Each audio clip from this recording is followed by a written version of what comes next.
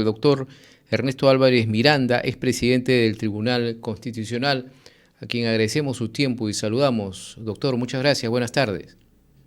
Muy buenas tardes, señor Lizardo.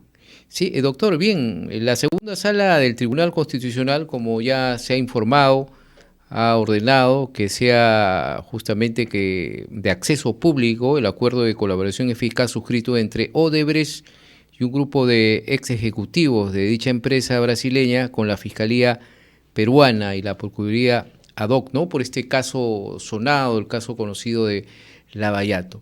Ahora, doctor, para conocimiento de nuestros oyentes y televidentes, ¿por qué se dio esta orden o por qué se decidió que sea que no se dé a conocer este acuerdo, que sea privado? En principio, no sabemos las razones de fondo por las cuales durante varios años se mantuvo, y bueno, hasta ahora se mantiene de manera secreta, un acuerdo llevado a cabo entre uno o dos fiscales a nombre del Perú con las autoridades brasileras sobre un caso que afectó notoriamente y de manera multimillonaria al pueblo peruano. Se entendía de que en un primer momento este acuerdo era súper secreto porque iba a permitir descubrir y luego investigar a los implicados en los proyectos multimillonarios, muchos de ellos que no se llevaron a cabo, pero que sí se pagaron por parte del Estado peruano, y que naturalmente, como había mucha gente poderosa e implicada, era preferible mantenerlo en reserva hasta un momento determinado. Pasaron los años y luego se nos dijo de que para que los implicados en Brasil nos puedan dar los famosos condinomes, o sea, los nombres de fachada, las denominaciones ficticias, teníamos que seguir manteniendo el secreto. Siguieron pasando los años y el caso en Brasil se cayó porque ganó Lula da Silva, que era el político que le daba la protección en ese ámbito, en el brazo político de esta mafia, y por supuesto se anularon, se cayeron todos los juicios. Mientras otros países cobraron indemnizaciones, cobraron multas por parte de Odebrecht, el Perú pagó a Odebrecht y le permitió retirar todos sus activos del país. Hoy en día, el Perú lo que tiene es una denuncia en el CIADI, o sea, en Tribunal Arbitral Internacional, para que nosotros paguemos a Odebrecht daños y perjuicios supuestos. Ujú. Por tanto, no solamente que es necesaria la transparencia absoluta en todo este caso, sino que también es necesario investigar quiénes estuvieron detrás, quiénes participaron en las negociaciones, porque al final de cuentas el que resultó perdiendo fue el pueblo peruano y el Estado peruano. Ujú. Ahora, doctor, usted lo ha recordado, la situación en Brasil, ¿no? Esto ha quedado ya prácticamente en nada. Hay otros países también, o sea que solo en el Perú se sigue este tipo de investigaciones. Solo en el Perú, porque Ujú. en Estados Unidos no solamente se expulsó a Odebrecht y a las empresas brasileras que trabajaban dentro del manto del Pacto de Sao Paulo, sino que pagaron indemnizaciones. Igual, similar cosa ocurrió en Colombia, pero en Perú fue todo al revés. Fue todo al revés porque los políticos que tuvieron negociación y ganaron dinero con Odebrecht, en realidad se mantuvieron en el poder. Ujú. Incluso hubo ONGs que salieron a la televisión en forma reiterada a defender a la empresa brasilera, diciendo de que esta empresa brasilera tenía muy buena fe. Entonces, se hace necesario, como en las grandes catástrofes ocurridas, una investigación profunda por parte de personas imparciales y que sepamos en algún momento el trasfondo de todo este asunto. Ujú. Ahora, aquí en nuestro país, uno de los primeros sentenciados, podríamos decir que es el expresidente Alejandro Toledo, ¿no? Y no por las investigaciones realizadas por la Administración de Justicia peruana, sino esencialmente por lo que se pudo descubrir cuando estalla el escándalo. Lo de Toledo es un lunar, es una excepción que ratifica la regla. En el Perú no hubo investigación en el caso Odebrecht. Ujú. No existió investigación verdadera. Lo, eh, lo que hicieron los que tenían la sartén por el mango fue marearnos, fue tontearnos con algunos aportes de campaña electoral. Recordemos de que durante muchos años Odebrecht fue una empresa muy respetable Claro, que hizo bailar literalmente a la clase política y a la clase empresarial del Perú. Pero los aportes de campaña en ese momento no eran delito, más aún tratándose de una empresa que era de las más prestigiosas en el país. Lo que realmente importa, y hay que separar la paja del trigo, no son los quienes recibieron aportes de campaña que no eran delito en ese momento y que no los pudieron devolver porque no ganaron elecciones, sino aquellas personas que sabiendo y participando de proyectos de inversión con Odebrecht, supieron el tema de la corrupción y sin embargo se enriquecieron, recibieron dinero, aportaron influencia por el poder obtenido en las ánforas, pero no hicieron nada por investigar. claro, ese es en el caso de los aportes. Ahora, hay otros también, otros expresidentes implicados en este caso, aparte ya de Alejandro Toledo, estamos hablando del propio Pedro Pablo Kuczynski, de Ollanta y también del desaparecido Alan García, ¿no? Y hay que investigar a profundidad. Ujú. Eh, no puede pasar desapercibido un escándalo mayúsculo que solo se compara con el escándalo de la corrupción del guano de Islas en una época pretérita de la República Peruana. Este ha sido un escándalo sumamente grande que sin apasionamiento y quizás hasta sin deseo de venganza, pero es necesario hacer justicia. Ahora, doctor, volviendo a esta decisión del Tribunal Constitucional, tiene que acatar entonces, porque esta orden de ponerla privado no la dio, o mantenerlo en secreto, no la dio el Ministerio Público, ¿no? Sino la dio un juez, el Poder Judicial. La Entonces, pues posiblemente presionado claro, y vinculado por la ONG que defendía a Odebrecht. ujú, pero entonces el pedido ha debido ser no a la Fiscalía, sino al propio Poder Judicial. El custodio del convenio era un fiscal, Mm, por tanto, no tenía acceso ni siquiera el entonces fiscal de la Nación. Recordemos que Pedro Chávarri, que en ese momento era fiscal de la Nación, fue atacado, destruido mediáticamente por intentar investigar a un presidente y llegó a solicitar al fiscal la copia del acuerdo y le fue negada. ujú. Claro. Ahora, doctor, este pedido, esta resolución del Tribunal Constitucional, se entrega este expediente al que ha demandado, ¿no? A la persona que ha hecho ese pedido, A Philip Butters. a Philip Butter, ¿no? Al periodista Philip Butter, y él tiene la potestad de hacerla pública.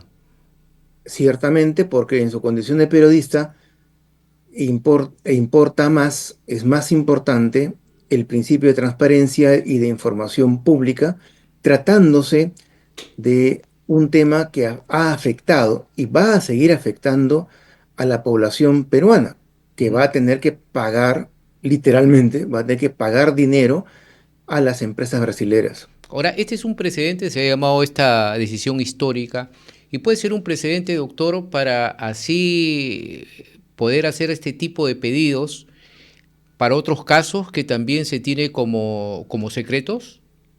Exactamente. En el Estado constitucional democrático no pueden existir secretos de manera eh, eh, irracional, desproporcionada y permanente. Normalmente se guardan secretos en materia de defensa nacional, en materia de inteligencia, en materia de combate a la subversión, por ejemplo, pero estos secretos no pueden ser permanentes, o sea, son temporales mientras racionalmente es necesario ocultar quienes están participando en la lucha antisubversiva o quienes Claro. están participando en una negociación para compra de armas, por Ujú, ejemplo, pero esto no es permanente, tiene que transparentarse porque al final, por ejemplo, en materia de defensa, las revistas especializadas de carácter internacional tienen acceso a la información y cuantas veces el Perú ha querido mantener en reserva, por ejemplo, el caso de los Mirage, no han pasado sino semanas y revistas y plataformas internacionales han transparentado todo lo que en el Perú se quería mantener en secreto. ujú. En el mundo moderno ya no hay secretos. Claro, y Un le decía un caso, esto, doctor Álvarez, porque hay casos que no se han podido conocer, por ejemplo, casos sonados, ¿no? Como el caso de la vacuna, recuerde que había una lista de, no se dio a conocer quiénes eran los vacunados en el tiempo ya atrás del gobierno de Sagasti.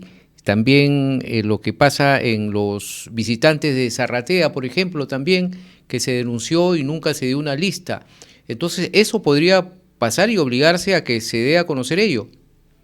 por supuesto, porque es inconstitucional, por ejemplo, que no se sepa Ujú, cuánto se pagó por las vacunas, quiénes participaron en la compra, quiénes firmaron la compra de Sinopharm, quiénes firmaron y cómo fue, qué texto tiene literal el acuerdo para comprar las pruebas rápidas que claro. se demostraron de que no eran eficaces para combatir la pandemia, el contagio, y sin embargo, cuando ya se sabía que no eran eficaces, siguió comprando. Ujú. Y el caso Zarratea también recuerda, doctor. Exactamente lo que pasa es que hay personas que visitaron Zarratea y que todavía tienen mucho poder. Ujú, claro. Entonces, ahora, doctor, ya finalmente, eh, no se puede rehusar entonces el Ministerio Público tras esta decisión del Tribunal Constitucional de entregar este informe, ¿no? O de hacer público ello. Ya sí o sí, ya es una determinación que se tiene que cumplir. Es posible que por el poder que todavía tiene este grupo que maneja las riendas en el Ministerio Público o en parte del Ministerio Público, se quiera eh, eh, no cumplir, generar un incumplimiento a la sentencia, indicando de que ya no lo tiene el fiscal, sino que lo tiene un juez o que ha sido proporcionado al Ministerio de Justicia. O sea, en la práctica, al igual que sucede en el combate contra el crimen organizado, los implicados van a querer deslindar responsabilidades, pero no es creíble que el fiscal que tenía en su poder durante años este acuerdo bajo llave, Ujú. en secreto absoluto, no haya sacado copia alguna o no haya entregado ¿De qué fiscal el estamos hablando? acuerdo literal. ¿De qué fiscal nos estamos refiriendo, doctora? Tengo entendido que son tanto el fiscal Vela como el otro, el fiscal superior como el Ujú. fiscal de primera instancia. Domingo Pérez, ¿no? Domingo Pérez. Ujú. Ellos tenían el acuerdo en su poder. Se lo negaron a Pedro Chávarri, siendo el Ministerio Público una entidad vertical, a diferencia del Poder Judicial, y no sería creíble que se lo han entregado a otra tercera persona sin cargo y sin haber obtenido una copia previa. Claro, ahora, ¿habría una sanción, doctor Ernesto Álvarez, usted como ex miembro del Tribunal Constitucional, como en la presidencia, desacatar esta norma, se ha dado un plazo de 5 días.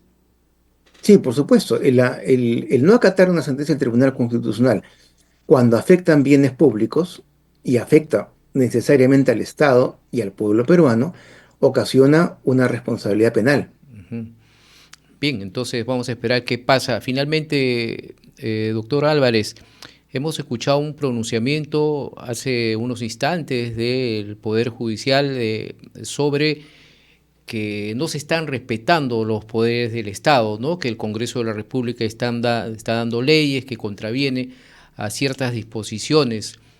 ¿Hay un desequilibrio de los poderes de Estado, cree usted, que se está presentando ya en estos últimos años en nuestro país? Sí, por supuesto.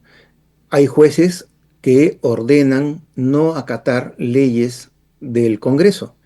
Hay jueces que ordenan no elegir magistrados del Tribunal Constitucional, jueces que ordenan no elegir al representante del Colegio de Abogados ante el Jurado Nacional de Elecciones y ocasionan de que unas elecciones generales se realicen no con 5 miembros, sino con 4 miembros en el Jurado Nacional de Elecciones y el presidente del Poder Judicial, por cierto, juez del Poder Judicial, tenga doble voto.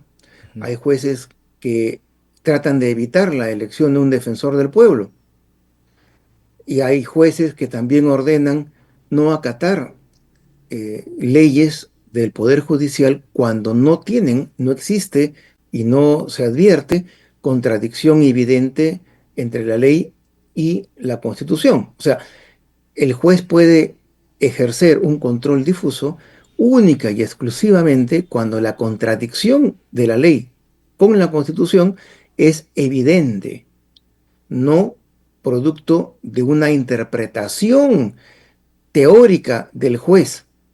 Eso no puede existir. De la misma manera en que ninguna persona, ni ningún tribunal arbitral puede desacatar una ley mediante una interpretación, una argumentación, un razonamiento complejo jurídico. Eso no existe. ¿A qué nos puede llevar todo ello, doctor? En nuestro país esto es muy grave.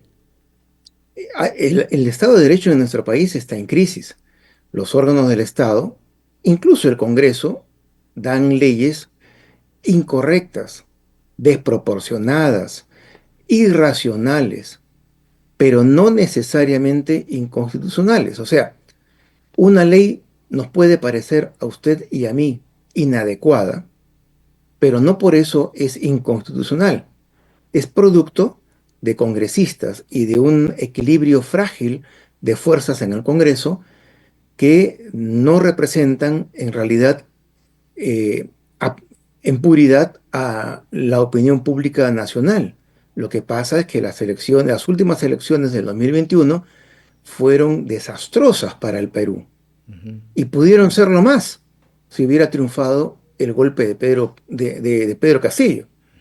Lo que pasa es que nos hemos salvado, pero ha quedado un Congreso producto de las malas prácticas del Jurado Nacional de Elecciones, entre otros actores nefastos en las últimas Y elecciones. recordemos que la presidenta actual pues ha sido La justamente vicepresidenta de una la... plancha incompleta. Exacto.